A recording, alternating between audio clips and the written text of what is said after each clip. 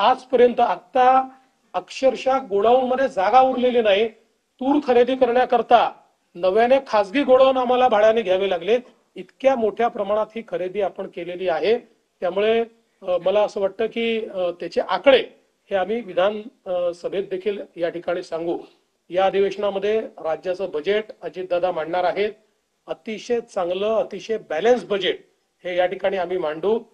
जरीही वेगवेगळ्या योजनांचा स्ट्रेस हा आमच्या बजेटवर असला तरी आर्थिक शिस्त पाळण्याचा प्रयत्न आम्ही त्यातही केलेला आहे।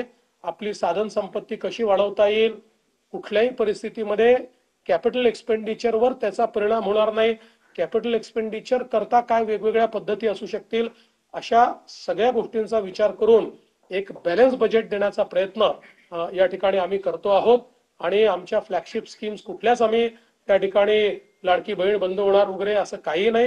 त्याच्यामध्ये जसं आम्ही सांगितलं की नियमाच्या बाहेर जे आहेत त्यांनाच फक्त आम्ही त्या ठिकाणी एक प्रकारे, कारण आमच्या विरोधकांनी त्यातही लिहिलं 10 लाख कमी झाले वगैरे, तर त्याच्यामध्ये आपल्यावर सीएजीने टाकलेले बंधन आहे की एखादी स्कीम सुरू केल्यानंतर स्कीम मध्ये बसणाऱ्यांनाच पैसे हे राज्य सरकारला देता येतात आणि स्कीमच्या बाहेरच्या लोकांना देता येत नाही। त्यामुळे तेवढ्यापुरतं आम्ही त्या संदर्भातली कारवाई केली आहे। बाकी देशामध्ये असं माझं मत आहे की अशा प्रकारच्या स्कीम मध्ये सगळ्यात जास्त लोकांना एक प्रकारे शासकीय मदत देणारं राज्य हे महाराष्ट्र ठरणार आहे। त्यामुळे त्यात कुठेही कपात वगैरे ही महाराष्ट्रात केली जाणार नाही हा विश्वास मी देतो।